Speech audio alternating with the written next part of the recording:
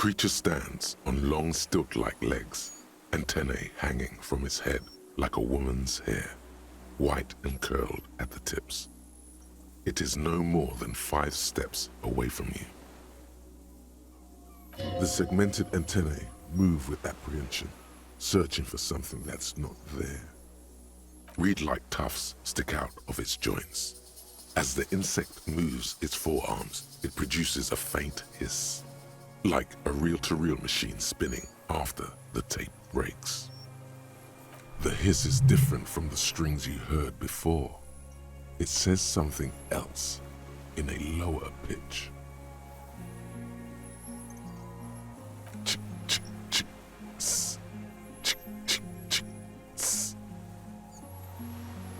It is.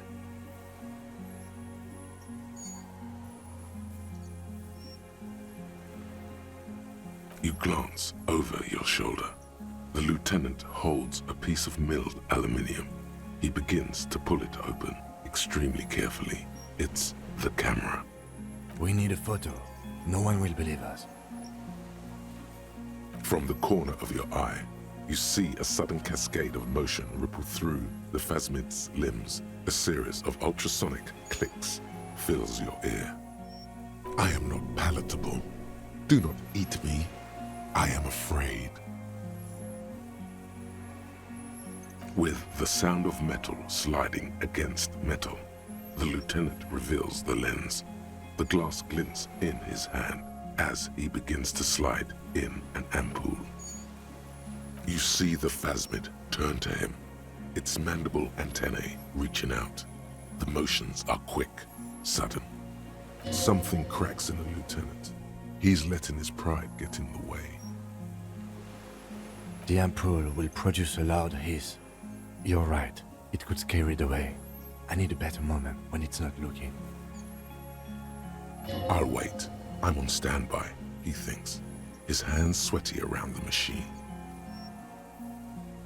The spindly mechanism turns itself back to you, its antennae taking their measure of the air, slowly.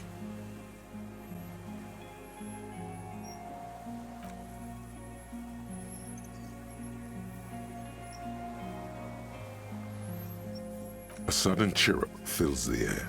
The walking stick moves its whole body, limbs working independently of each other, like the parts of a masterfully constructed machine. It moves just an inch closer to you, or does it only feel like it does? Something in its body language has changed, just slightly.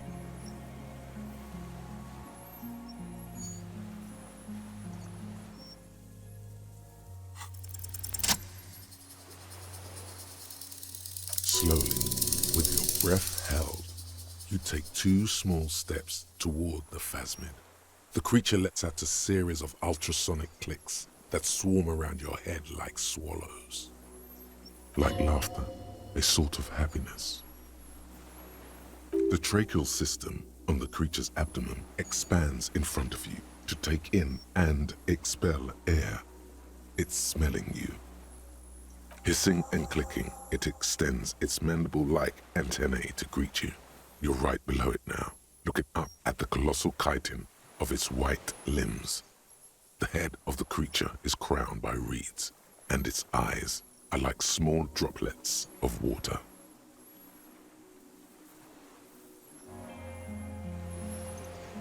Maybe it is real, the pheromone. About now, he is ready to believe in anything. The insect's head is crowned with reed-like scales, the shape of seed heads. They rustle as the air moves. The ventricles at its abdomen continue expanding, like lunglets. Breathing you in, your sour, greasy semiochemicals on the breeze. The insect stops its stridulation, seeming to observe you. Below its crown of reeds, little pinprick eyes detect motion, glittering. The world stands still around you. Suddenly, there is silence. No, stop. Be afraid.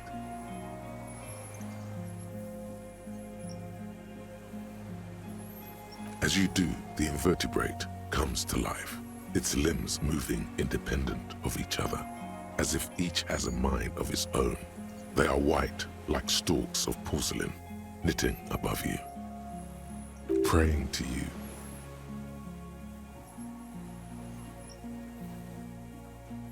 The reed creature does not stop its stridulations. It towers above you, parting the reeds it emerged from. Tuft-like structures still rustle on its joints. Perhaps it is preparing to eat its god.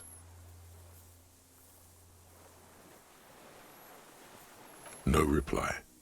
A total ancient silence comes from its mouth, along with what appears to be some kind of foam. The stridulations of its limbs continue all around you.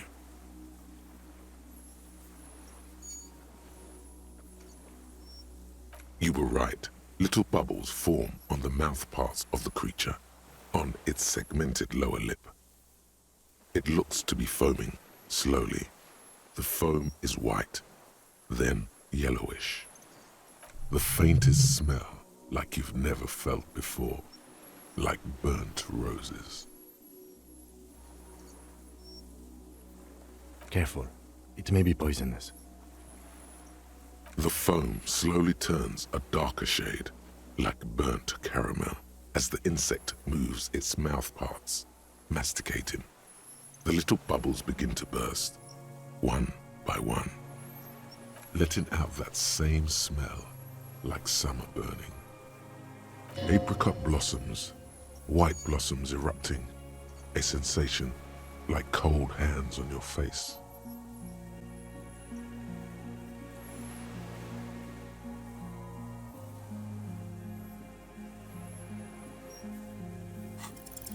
I exist.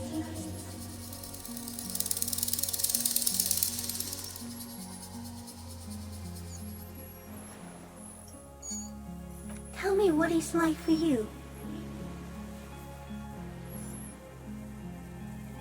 Fire? Where?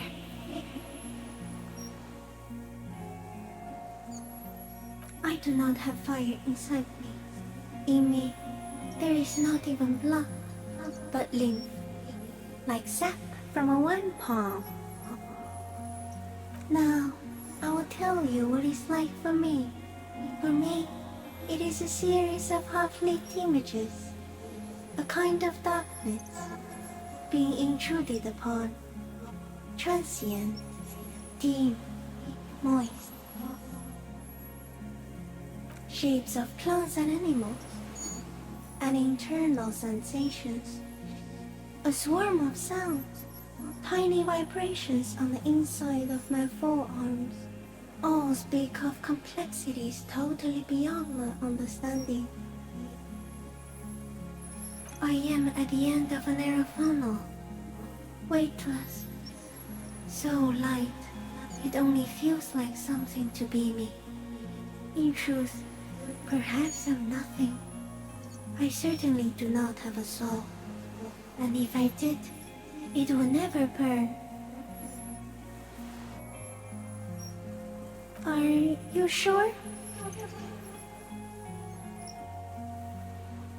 Sometimes, when molting, I will grow a lost limb. One time something went wrong, and a small leg replaced a missing antenna.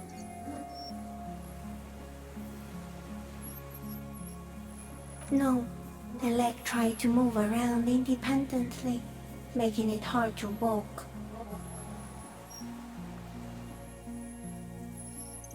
Yes, thankfully someone ate it. The next time I molded, I grew an antenna again. So am I. I was born to detect sucrose rewards and semiochemicals. What were you born to detect? He's in a bad state, deteriorating fast now. He thinks I am beneficial to him, but I am not. I only quicken his deterioration. Very slowly, and only because he won't go away. It is meant to keep them from noticing me, to interfere with the picture in your head, but he has looked at me for too long, and I am destroying him.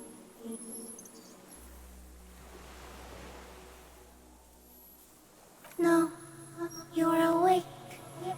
I am real. Light is forming me. This is real. I am an unknown species of the order Phantasmadia, endemic to the Insulandian Insula. For the last 350 years, I have hidden in plain sight, masquerading as the reeds, molding, cloning myself, unfolding at night to play with trash cans and boys. It may have unknown, dangerous biochemical characteristics that help it maintain its camouflage. No, no one believed I exist. Almost no one. Until you came, detective, dripping of blood that smells like strawberries, across the calm sea, the first in 1,000 years.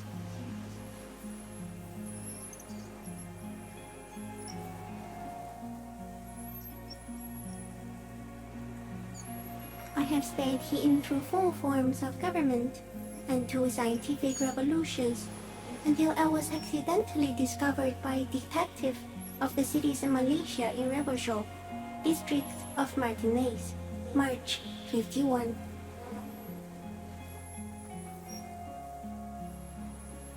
Yes, I do not have a starter display, so I use a neurodegenerative element to aid in camouflage. Do not worry, it is only destructive over long periods of time.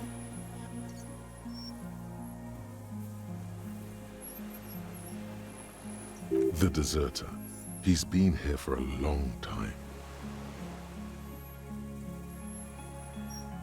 Not even the birds know that. Not even the water lily. You can also eat it. If it's a leaf, you can put it in your mouth. Yum yum. Or read. Wait, so... Yes, they don't mind. Yes, I once cloned myself and ate the little ones. It was winter, and I woke up at the wrong time. It was an accident. Not even the birds know that. I think we should eat it. If it's a leaf, you can put it in your mouth. Wait, so... Yes. I once cloned myself and ate the little ones. It was winter, and I woke up at the wrong time. It was an accident. No, you are. The moral of our encounter is, I am a relatively medium life form, while it is you who are a total extreme madness. A volatile simian nerve system ominously new to the planet. The Pale too came with you. No one remembers it before you. The Nidarians do not. The radially symmetrics do not. There is an almost unanimous agreement between the birds and the plants that you are going to destroy us all.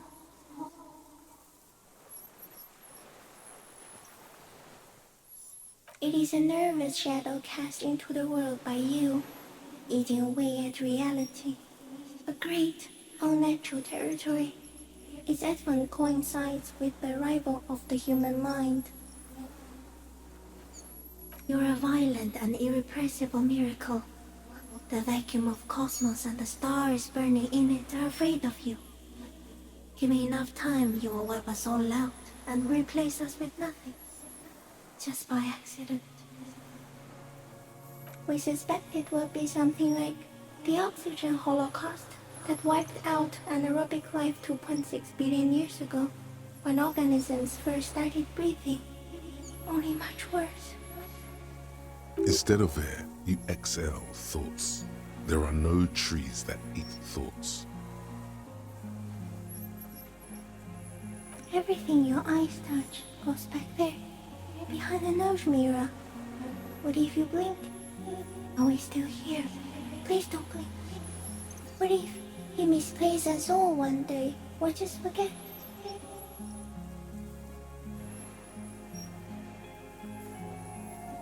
No, you're only thinking it now. This is a revelation. So it is already happening. Soon, one of you will close your eyes and open them to see that none of this ever existed.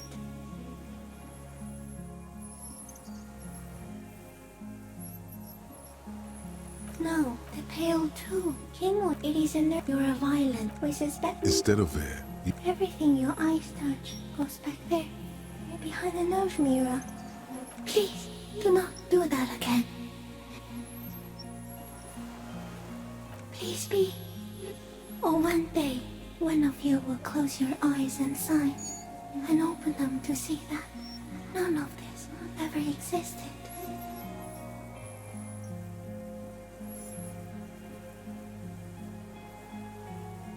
It doesn't look like that, no. You're just staring at it. Okay. Is it somehow related to the case?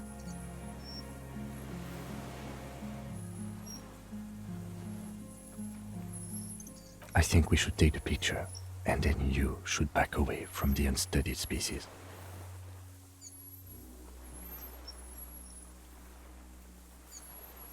No, there is one more.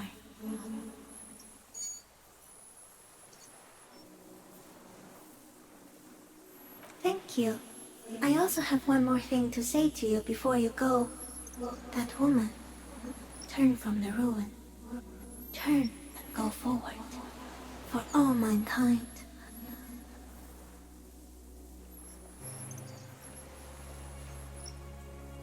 She was held on Earth. It doesn't take a 3-meter stick insect to tell you that.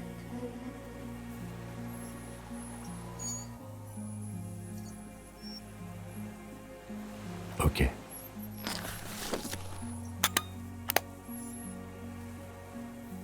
There is no change in the insect's motion while it's being aimed by the camera. It remains fixated on you. In 3. If it moves, you jump back. I'll shoot. Here we go. 3, 2, 1. The shrill flash of the camera cuts the air like the blade of a sword. The phasmid freezes in its bright light. Head turned toward the lieutenant, hypnotized by the flash. It stands frozen before you. I got it.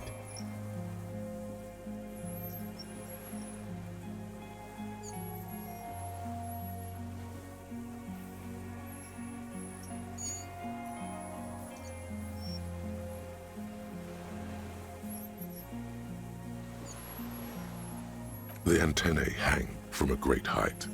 With your hand shaking, you barely touch the tip of the left whisker. On contact, the kiting curls into a spiral, like the tip of a poison ivy. Its touch on your fingertip feels cold, ticklish. It is surprisingly delicate, the curly end of the whisker, like a young vine. It's even a bit wet. Be careful, detective. It's moving. You were right. It glistens with some kind of moisture. The creature in front of you stays frozen.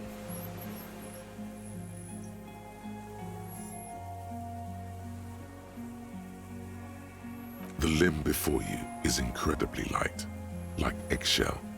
It's much lighter than a reed. You feel a soft push could tip the creature over.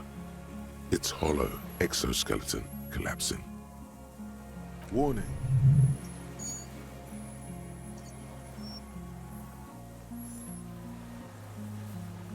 A sudden shiver passes the limb. Looks like the creature is awakening, wave by wave from its stupor. Some sort of countdown process is happening. That's all you have time to think. It tastes like sugar, very faint. The anthropod towers above you, tufts of reeds pointing from limb and head alike. Odorless, mostly comprised of water. Another shudder pulses through the creature's limbs. It jolts back to life, like a record continuing where it left off, in a swaying, praying motion. Even the small black pearls of its eyes do not stray from you. As you're turning away, the phasmid mirrors your movements, stepping on the water, the long limbs carrying its feather weight without breaking its surface.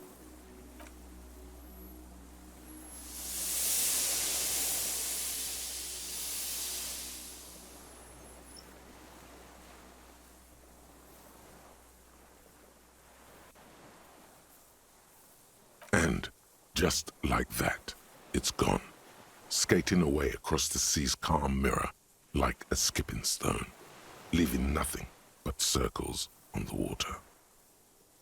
And something under it, in the place it stood, bobbing there, among the reeds, a collection of items. It's gone.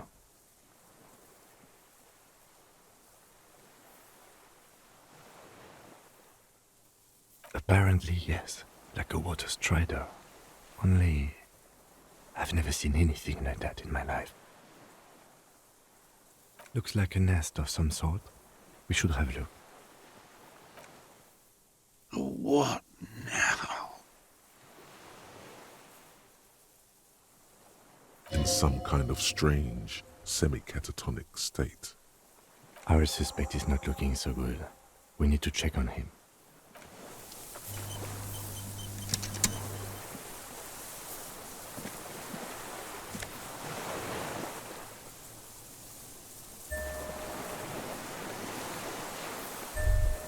Brother, you've managed to collect all the armor pieces. Too bad it's too late for the big showdown.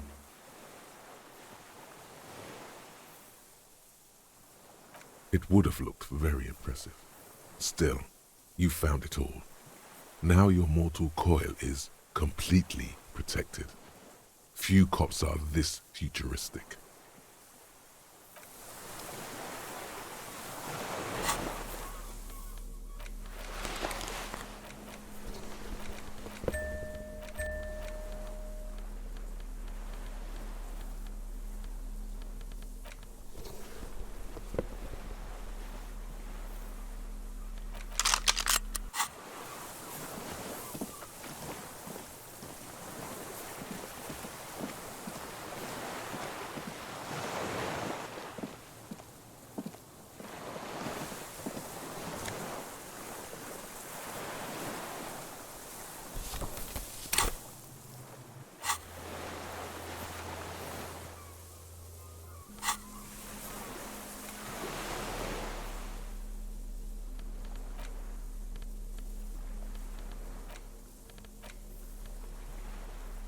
This passport, issued by the Sovereign Republic of Oranje, is issued to a black-haired woman called Katarzyna Alazie. Classia's hidden documents from the empty boy. Maybe our man, Mr. Dross, took it from Classia's, or whatever her name was, hiding place, or...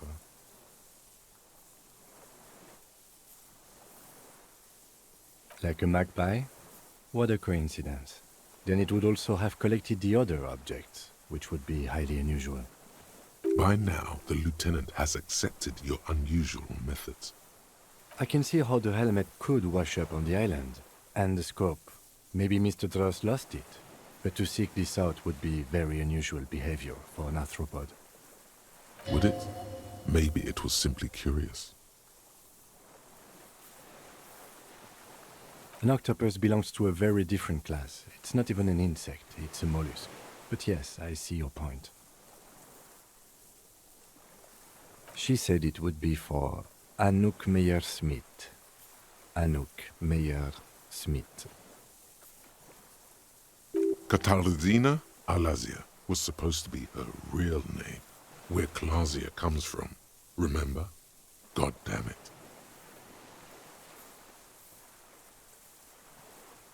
No, she lied to us. Her so-called real name was not her real name. Somehow she's managed to lie to us about that too. I don't know, but it's not Katarzyna Alazie or Klasia or Anouk Meyer-Smith. We didn't even scratch the surface with her, detective. Perhaps it's better that we didn't arrest her. Who knows what hell she'd be raising in my district by now. It's Claudia, with short black hair and glasses. She looks boyish, younger somehow. An old photo, before life came and did what it does.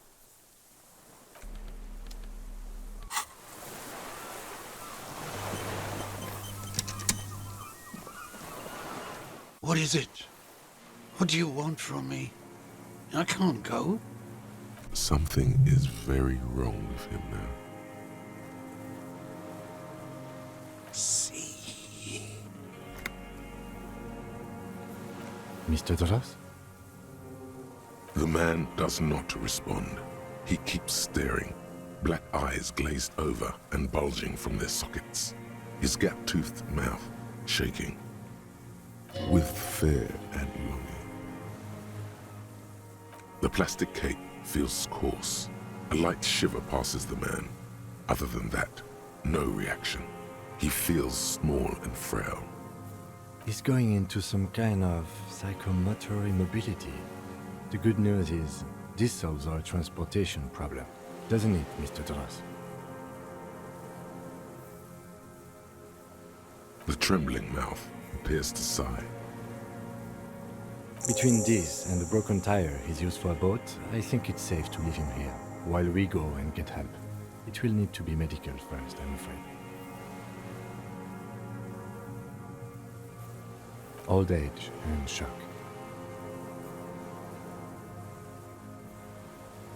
Yes, the arrest and the appearance of the phasmid, the combined stress. But you think it's something more than that, don't you? There's much more. Remember what it said when it spoke? Quite a few things about that health check you did on him make sense now.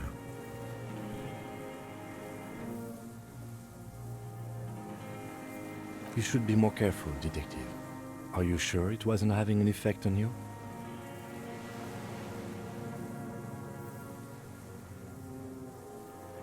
A valid hunch.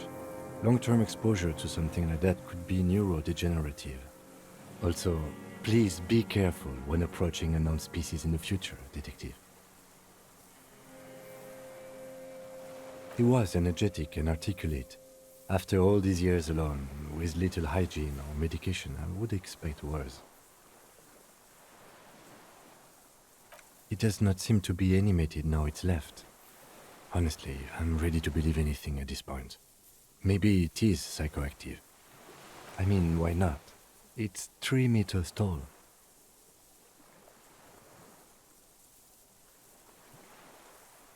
That could be part of the shock. But you're right, something is off here. Mr. Dross. No response. Then how did we see it? Oh, you mean, whatever does this, does it over time? Teenagers, kids, drunks, sightings are brief, and hence not credible. But anyone who spends a long time with it.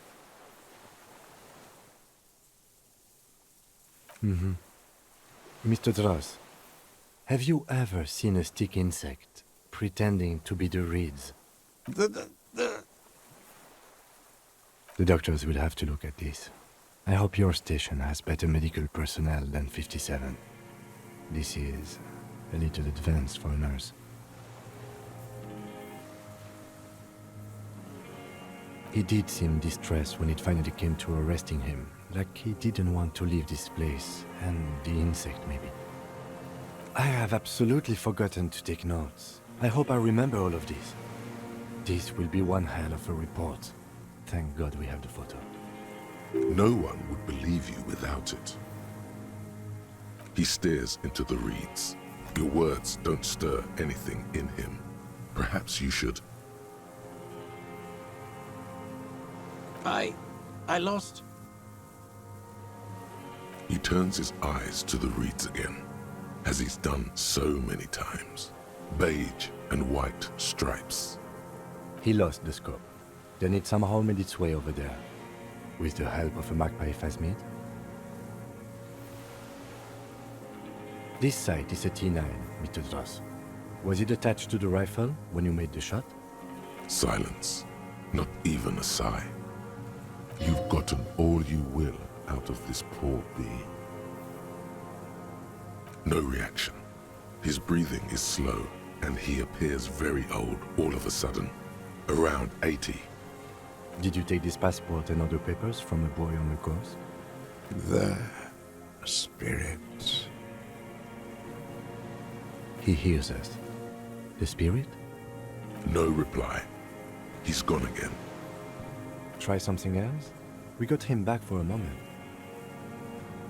Nothing. Just dull staring. Not even rage left, wherever he is. The last embers have gone out. The war is over. If Kuno kicked it into the sea, as he said he did, the ebb would put it back here. This makes sense. Mr. Dross could have picked it up. Or the phasmid even. If it did, this is incredible. The plastic cape flaps around his face in a gust of wind. His back is slouched and his mouth open. The blacks of his eyes are receding. His pupils are returning to normal.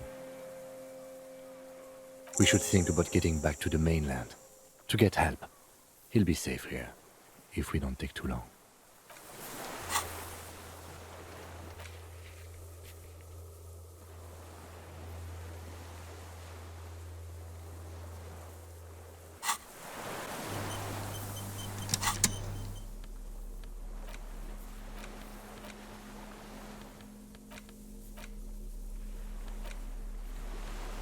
A cockatoo is a parrot with an erectile crest, found on the Seminine Islands and in southern Fas a la Mer.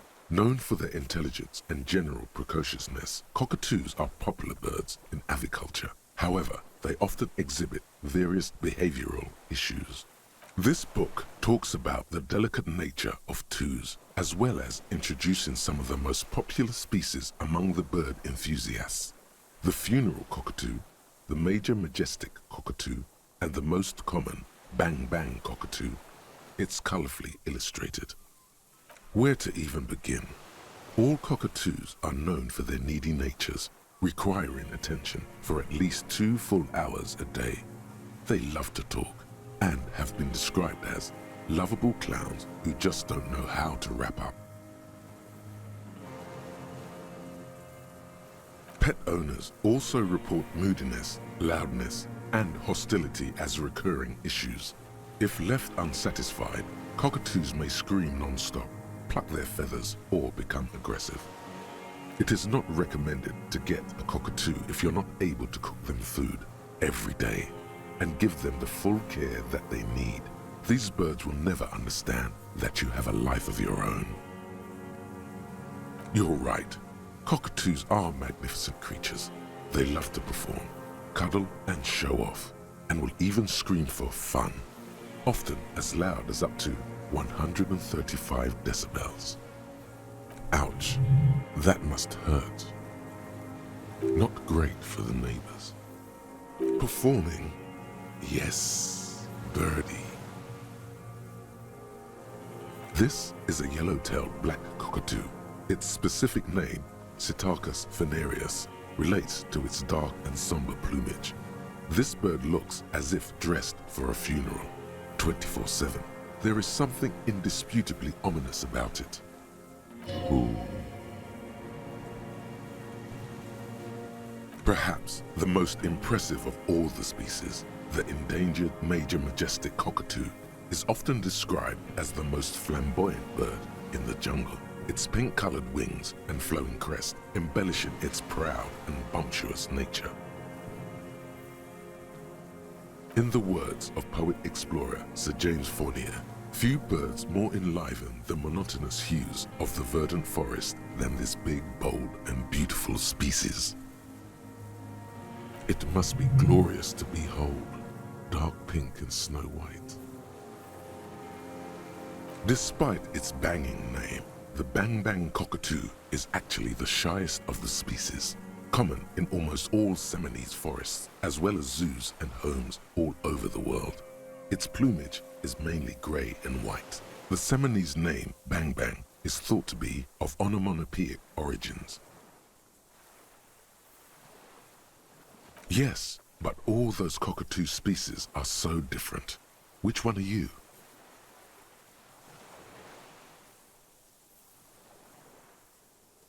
You're right. You're a fuckatoo embodied. This sorry-ass bird belongs on your heraldry. It probably doesn't even have feathers and only screams.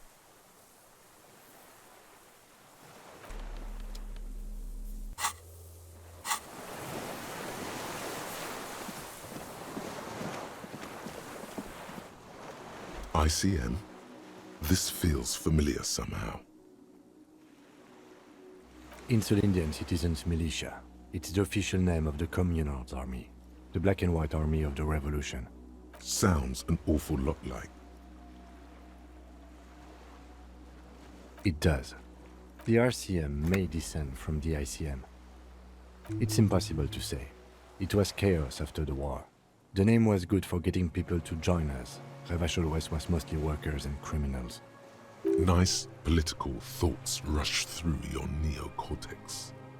It's going to be hard to say them. Carrying around all that weight on a busted crutch is making you pant.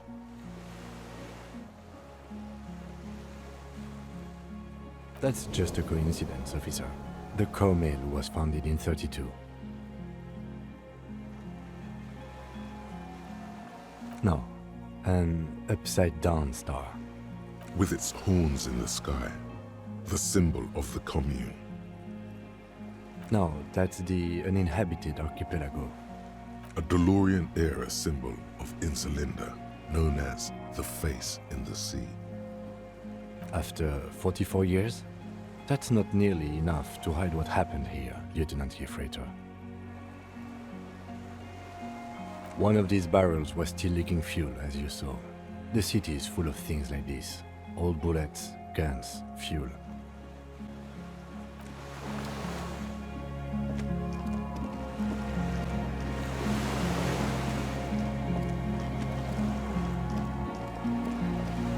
The skiff is swaying on the waves by the dock. Let's. We're done here. The skiff rocks gently under your weight as you get in. The ride back is uneventful and quiet. But for the sound of conversation on the water, there is someone inland waiting for you.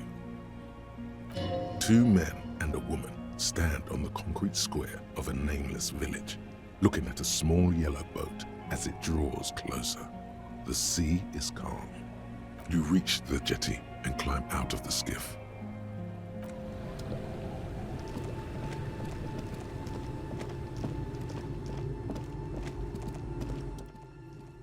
Look what the tide brought in. Harry, you're bleeding all over the place. You're half dead. Whatever this is, it is completely unimportant compared to what you've just seen. This is the man with sunglasses from the Whirling in Rags. But where are his sunglasses? Bothered by it? Harry, you look like you need a fucking organ transplant. Fuck it. Let's not get into that. That's right. And you're bleeding. Hello, I'm Trent Heilerstein. I believe we've met on several occasions. I'm your goddamn partner, Jean-Vic Quemar. And this is your special task force. Or what's left of it. Special Consultant Trent Heilerstein, Patrol Officer Judith Minot. Hi. We've come to scrape what's left of you off the pavement. Lieutenant Kim Kisuragi, Precinct 57. We've just come from the island, where our investigation led us. The scene is making even him feel as though he has to justify your actions. We might need your help with something later. As if he recalled that he's in fact a decorated police lieutenant and not a naughty boy. But this is clearly a departmental matter, so I'm going to leave you to discuss it among yourselves.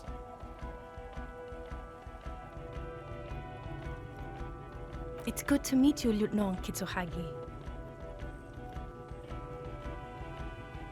Letting the lieutenant know he shouldn't feel embarrassed over the shitstorm that's about to befall you. We're not forgetting about anything. Look at you. Ari, we want to help you. Trent, I believe this is where you come in? This is the horse-faced woman. I don't know why you named her that, but it was beyond idiotic. You should never address her using those words again. I don't quite know what I'm doing here. I was asked to participate as an expert. I think I need to manage your expectations a little. I'm at best an enthusiast in cognitive science. My background is in something else entirely. I engage in neurology on a merely theoretical level. In fact, I should probably get going. No, Trant. It's too late. You're part of this shit now. What have you got to say for yourself, shit kid? What does he have to say for himself? He left you to catch the bullets. Shit kid. What an interesting moniker. It's okay. I didn't come here to gloat or to fool you. Neither did he, actually. We're just worried. That's right, worried. I'm always worried about you. Every time you don't show up to work, or when you do, but stink. You're a worry fest. She's worried about you. I'm worried about you. Even Special Consultant Backpedal is worried about you.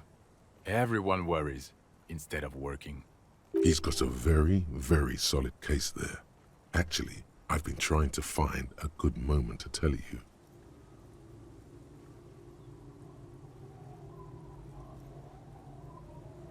Yes, you often sound like a brutal idiot. The cafeteria manager you fucked over told us where you went. And people on the street helped us too, with your whereabouts. You're a legend among the drunks, Harry. A legendary local drunk. Yes, I'm Trant Heilestam. I never said I wasn't Trant Heilestam. Mikhail? Mikhail is my son. No, I was just interested in the Feld building and the Martinez beachhead. And Mikhail wanted to see Martinez. It was a coincidence. Him being there with his son, it was not a coincidence. It's difficult to see, but he was worried about you. And also interested in the Feld building. What indeed? I was asked to share my take on some of the more obscure theories developed in Königstein in the 30s. Like partial psychotraumatic amnesia, group personality theory. He's here to see if you're insane. He's smart. Let's move on. Yeah, Major Crimes Unit, under Lieutenant Dubois and Vicomar. Ring any bells? Refresh your memory? It's a goddamn Major Crimes Unit. There's you, me, Jude, Trant fucking Heidelstam, and Guillaume Bevy.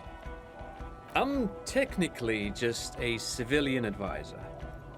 Fuck you. You're part of this shit show. Oh, that's an interesting story, actually. Guillaume Bevy is a police reporter who joined our team. He was really good. Then he left, because he lost faith in your ability to lead the unit. Other people have left too. Good, smart people. People we won't get back. Only me and this really patient patrol officer are still here.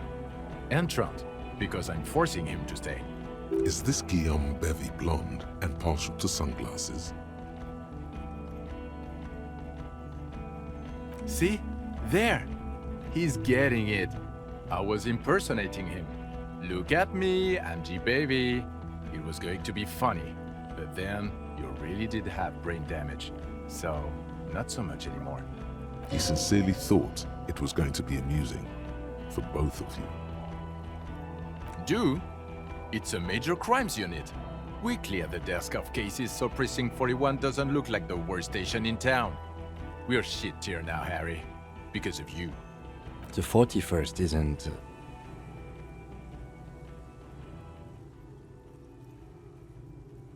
God damn it, Harry. You told us to fuck off. You said we are cramping your style. You're detective god. Fuck everything. All will burn. Detect or die.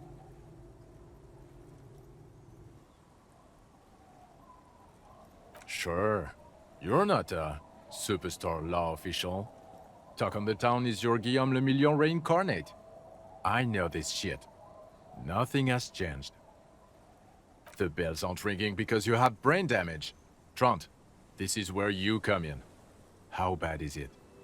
Well, he doesn't have visible tremors, he talks without slurring, he can drive a boat, he's standing, reasoning. All good signs, but complete retrograde amnesia, episodic and semantic. Meaning, you forgot both who you are and the definitions of money, e-solar, power, and so on. As displayed in the station call, our interactions with him, and I don't want to be a snitch, but also mine with him before when Harry did not seem to know who I was. It's all very interesting. Interesting? Yes, interesting. I have my theories, but I would like to hear Harry's thoughts first. Harry, what do you think happened to you? Neurologically, psychologically, and why not socioeconomically?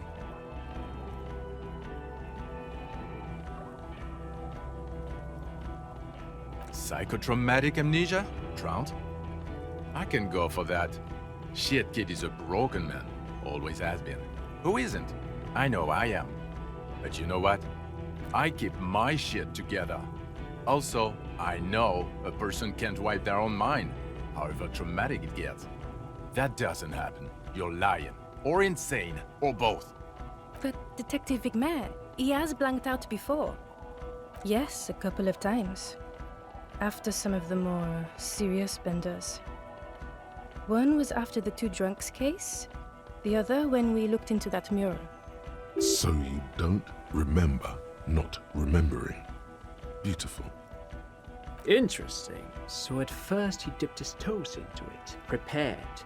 That's where he would have gotten the idea, yes. Practice. And then he used alcohol to get there, so to speak. What do you mean? Well, here's my theory. What if this is an absolutely normal reaction to the world we're living in? What if this is not a significant anomaly at all? Something to be explained, approached as a defect? Look at the sensory input here.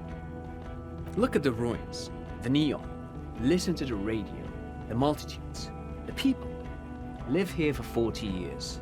As a police detective, he's like a magnetic reader on the world team, to borrow a known metaphor. Harry's been pushed flat against it. Total input. Hardwired to the free market. He just needed for it to end. Okay, Trant, thank you. That's absolutely meaningless. I'm glad we brought you. Will he or will he not be able to work in the major crimes unit? Is he a cretin now? I want to know that. He's not a cretin, and he is able to do work. If not in his previous leadership role, then as a line detective. Leadership now.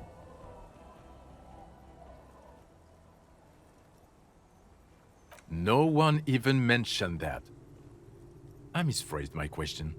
It should have been, is he able to put his clothes on and use the potty? Or do we need to get him on the disability pension? Now, nothing. Now we're just going to stand here. No, now we discuss that. What the fuck did you do to our motor carriage? Why is it there, Harry?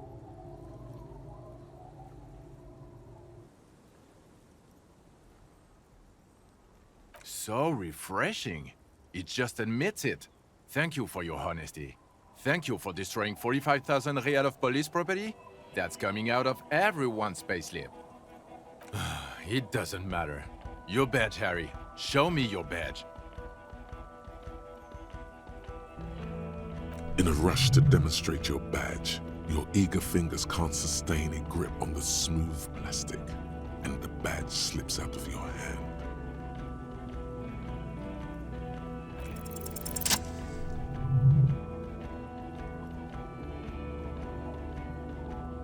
Not today, badge.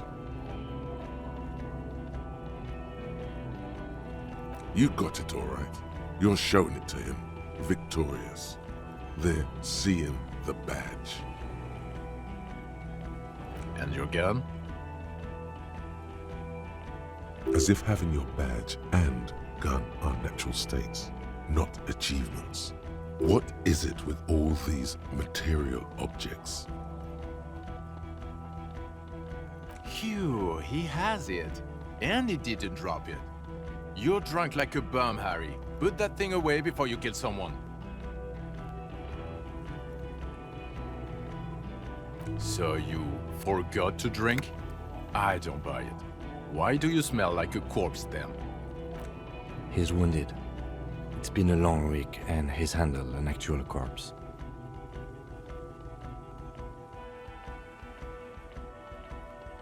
A bit of a week? You're drunk, and you let the suspect escape, a certain classier, because you were too drunk to assess a flight risk. We've read the reports, Harry. Lieutenant Kitsoragi's. We know.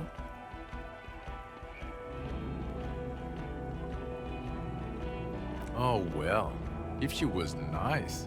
I'm not even gonna get into the other suspect, who also escaped. Yeah, Ruby something. Or the fact that you're Everard Claire's little peony now, doing I don't know what for him. That small-time stuff, that's nothing. That's a humorous anecdote. Compared to the 8 people who were gunned down, the streets are literally red with blood, Harry. It was fucking mass murder. He did everything he could. We did everything we could. The company hired and vetted mercenaries. Lieutenant Dubois got between them and the locals. He did so at considerable risk to his own life. He was shot and survived only because of his armor. We stopped an execution, not a negotiation. The loss of life was minimal compared to what it could have been.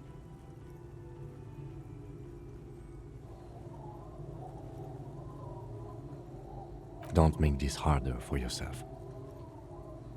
Thank you for the input, Lieutenant Kitsoragi. I didn't mean to suggest you didn't handle the situation. He thinks of apologizing, but decides against it. You spent the week with him on this case. What is your take? On the case? On Lieutenant Geoffrey Dubois. Well, the drinking, the gun losing, also losing the badge. That's all true. Although he has not been drinking on the job this week. See? 1 week. Then there's the superstardom. He likes to, from time to time, allude to being a superstar law official. At first I thought it was a joke, but now I'm not so sure. He says disco about 20 times a day. It's just strange, especially in light of his political views. Detective Dubois is, as you may know, a true blue moralist, a man of the center, not prone to political outbursts, which is commendable, but also at odds with his behavior. And then there's the motor carriage in the sea, and the drugs, of course. Some kind of anti-radiation drug he uses to induce visions. But despite all this, he is a great detective, one of the best I have seen, in fact.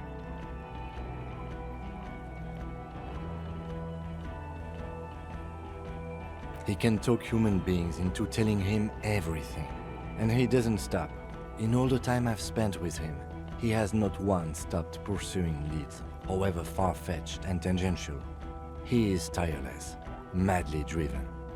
Well, except that one time when he stopped to sing karaoke, which by the way was a valiant effort. He really sang his heart out. Yeah, it was what it was. Other than that one time, he has tirelessly worked on the case, and he solved it. We have a confession, a murder weapon, and the perpetrator, locked on the island right now, awaiting transportation. He apprehended a straggler who stayed hidden for 50 years, ever since the revolution, who's probably committed other murders over those years. Oh, and he also discovered a new species. A new species? A colossal stick insect. It was on the island, camouflaged as a reed. It unfolded from the reeds. I think we may be dealing with the Insulindian phasmid. He takes out the photo of the phasmid and shows it to the officers across the yard. The wind blows. flapping the glossy rectangle in his hand. You hear gasps beneath the howling of the wind. As you can see, it's about 3 meters tall. In fact, we think it may be the largest land invertebrate ever discovered. Fucking hell is that? Is this somehow connected to the case? Detective? The old man was not aware of the phasmid's presence. Exhibiting a strange, atypical dementia, he fell into a stupor after its appearance. He became near catatonic. So it is connected. I must say, this is absolutely extraordinary. I don't even have words for it. Yes, it really does make it hard to fight out the drunk.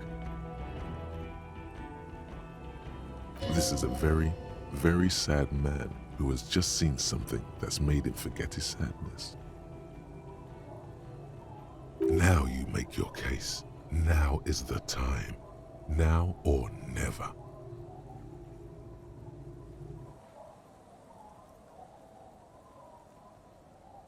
Lilianovich, a revolutionary matronym.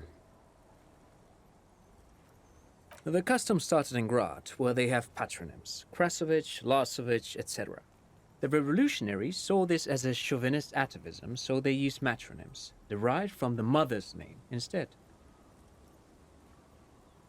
This man's mother was Lilian, his Lilian's son, Lilianovich. The custom was overturned after the revolution failed, but not before it made it to Revachol. So, it is what a soldier of the ICM would be called. Thank you, Trout. Thank you for that piece of cultural theory. You said you have a motive? Of course, excuse me, I just thought it was noteworthy. He wasn't quite sure about the straggler before he heard this detail. It must have convinced him.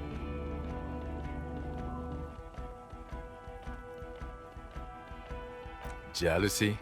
I thought this Lilianovich was an old man. To have been hiding for 50 years, 70-something? A strange psychosexual fixation, aggravated possibly by proximity to the phasmid and its chemicals. He himself gave a political reason, said he had killed an enemy combatant. Also, we have ballistics from the gun, matching the bullet found in the dead mercenary's head, and 2 officers on the scene that Mr. Dross confessed to. It's a clean win. Oh, it's way more than that. Way more. Perfect folding mechanism. Get over yourself, Harry. I can still smell the booze on the wind. God damn it. Doesn't it ever leave? It is there, like in your bones or something. It will pass in time. This is a conversation for when we are no longer out in the open, in Martinez, where Evrard and Edgar Clare have ears everywhere. And eyes, too. Your return from the island must not have gone unnoticed. Understood, of course. But a case against Everard would be big. I would prefer not to partake in anything union-related, for political neutrality. This has to be good stuff for him to backpedal out of it at first mention. Yes. Fallen through a gap in the boardwalk. Drunk. The body was transported to Precinct 41, our morgue. I had Tilbrook and Mullins take care of funeral arrangements and family stuff. You're not the only cop in the world, Harry. This all comes back to us. Still, good work with the missing person, Detective. It's still a point for you. No denying it. Who's Kuno? You don't want to know. You're right, Lieutenant, I don't. You snorted the drugs. I know you did. It's all right. I mean, at this point, anything is but the drink. Female? What makes you think so? You had to see it. It had the subdued colors of a female. And the nesting behavior too, I think. Incredible. Were there eggs in the nest? Not as far as I could see. There were other things there, though. Actually, you know, this would indicate it was a male. This is far from anything in my field, but I think such nests are called bowers. They are for attracting mates. Of course, as I said, I'm only guessing. I didn't see it. It must be robust if it can move a whole helmet with its limbs. As in cloning itself? What makes you think so? Well, then it wouldn't matter if it's a male or female. The bower would just be rudimentary behavior from before the parthenogenetic mutation. That makes sense, yes. Very interesting. Such organisms are extremely vulnerable to disease. A single strain of bacteria could wipe out the whole species. We're probably looking at conservation efforts here. In his mind, he's already planning a nature reserve and knows a good guy for that. Yes. That would be a pheromone. A pheromone that's seemingly beneficial to the host.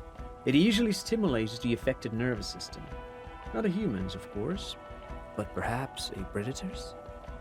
There are species of bees that, under the influence of pheromones, take wasp larvae to their hives.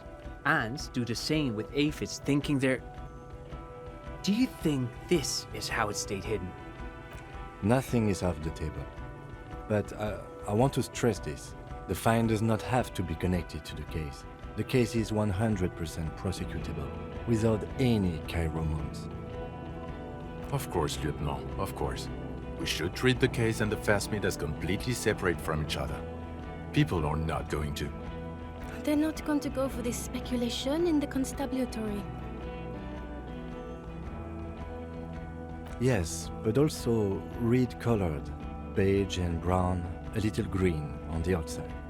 After unfolding from a single stalk, it still retained parts that looked like reed tufts on its limbs. Incredible. The PR value of this is exceptional. Carp discovers new species. Maybe even discovers the Insulindian phasmid. No, that's too much. This would really help with some of the problems we've been having. Absolutely, this is great. This does not say vigilante murderers to me at all. This says science, news, human interest. You know, it's a really good thing you have that photo. Without it, You're doing good here. Perhaps only for a moment, but still. Quit while you're ahead, or no. I don't want to, but you discovered a new species and solved the murder. So I have to. Jude? Anything that ends the trial is okay with me. Agreed. The public relations potential of this is too valuable to let go. Okay. We have vehicles in the square, and the perpetrator needs to be taken into custody. Let's go. Now you will finally get to know who you are. The man looks westward, impatiently, jingling his car keys in his pocket. Who are you? You're a gym teacher, Harry. Well, obviously you're not a gym teacher anymore, but... Before you were a cop, you were a gym teacher in Coron. It's getting really cold outside. Should we maybe...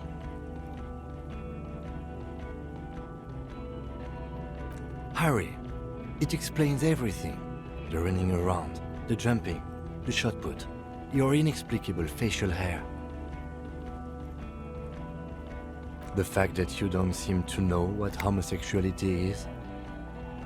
God, even this javelin-throwing freak here.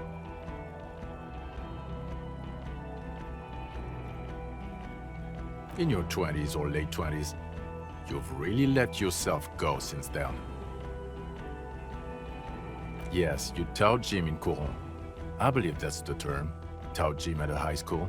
You were a high school gym teacher. The smell of sweat and glue, the worn floorboards. Coron is just east of Jamroad. It was a short walk every morning to the baseball field or the sports building. High school. Harry, your goings-on with Kuno, Andre, Assel, the whole thing on the ice. That's why you are so juvie. His smirk suggests barely contained laughter. The regular. You found some chick.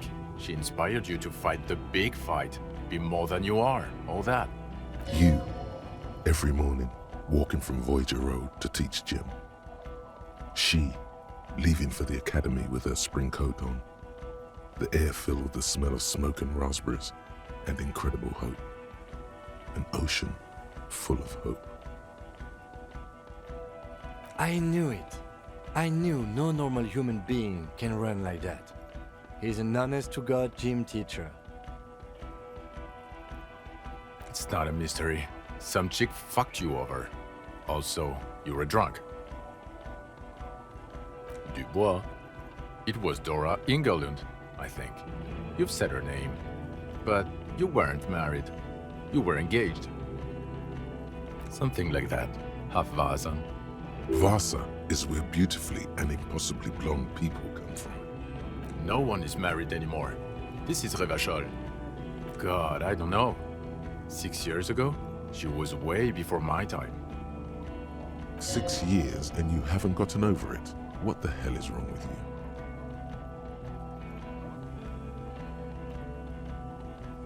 you? No, it was 6. Like ancient. It's an old man thing. 2 old years equals 1 normal year. That and Dora Ingerlund really tore you a new one. A big one. Incredibly bangable. She was incredibly fuckable. A beautiful bourgeois woman. Wayfish. Like a Welkin, basically. Snow Welkin. Blonde Welkin. Heartbreak Welkin. I've only seen a picture, but it's obvious you formed a real spiritual connection with how pretty she was. One you never recuperated from. Look, the sun is going down. It's time to go home. I think she taught in the Académie des Arts, east of the river. Way east. Hard to say which came first, the middle-class chick or the drink. Egg and the chicken kind of thing.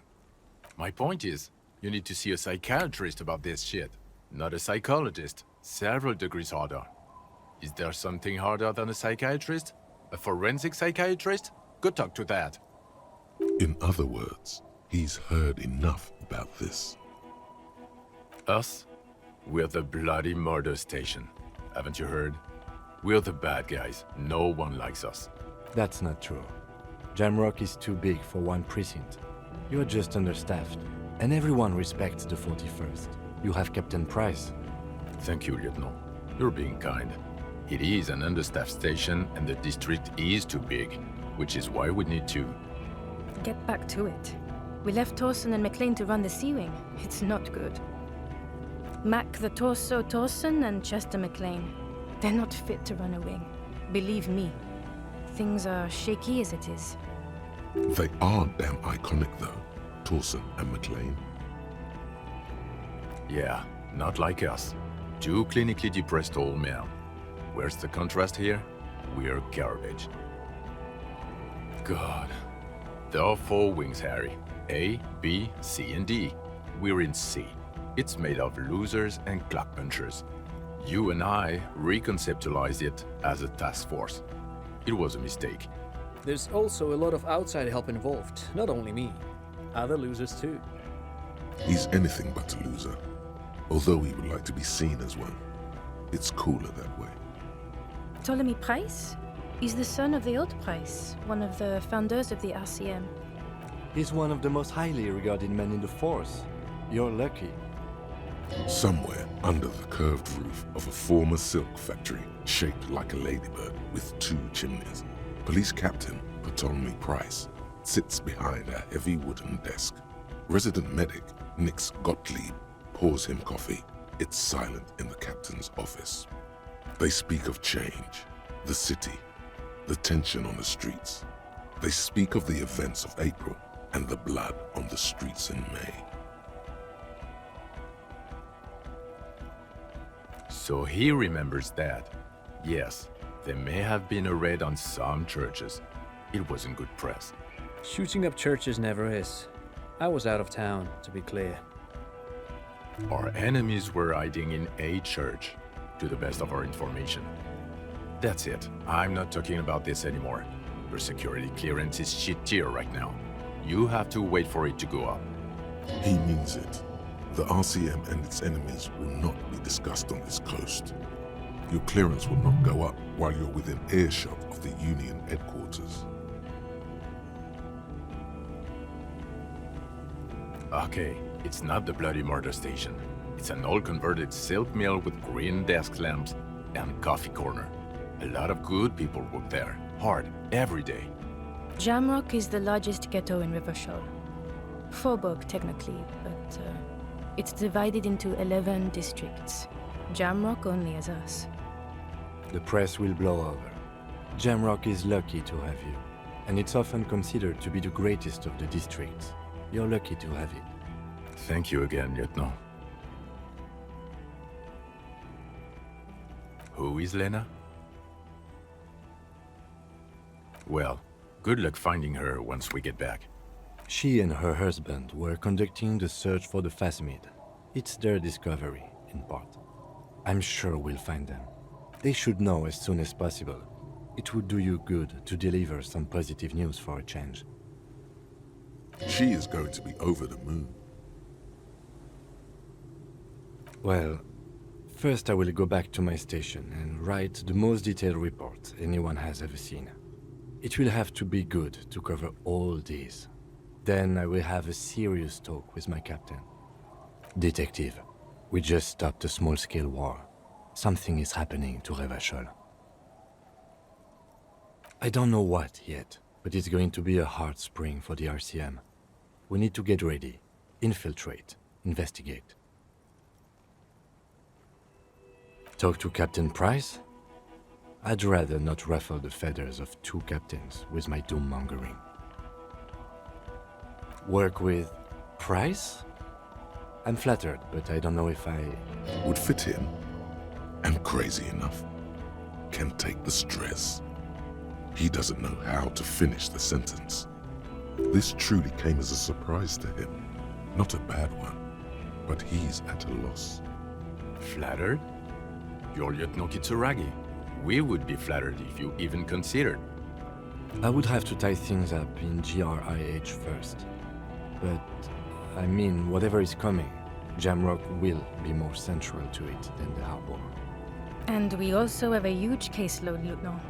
Piles that we need to get back to. Mountains, even. I do like the sound of that. He's really considering it. Good. Fuck it, let's go. Tron brought his motor carriage. It's a 20-minute drive to Jamrock.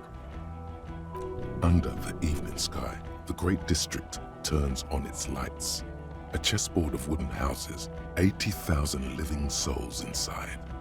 Fire traps as far as the eye can see, from Main Street to Precinct 41 atop the motorway, to Boogie Street forking into the dark horizon. You close your eyes and hear the dogs bark. A lone woman sits by a factory window, dreaming of meteorite strikes. On Rue de Saint-Jérôme, a square bullet slides into a square-shaped chamber. In Old South, a man without eyelids smiles.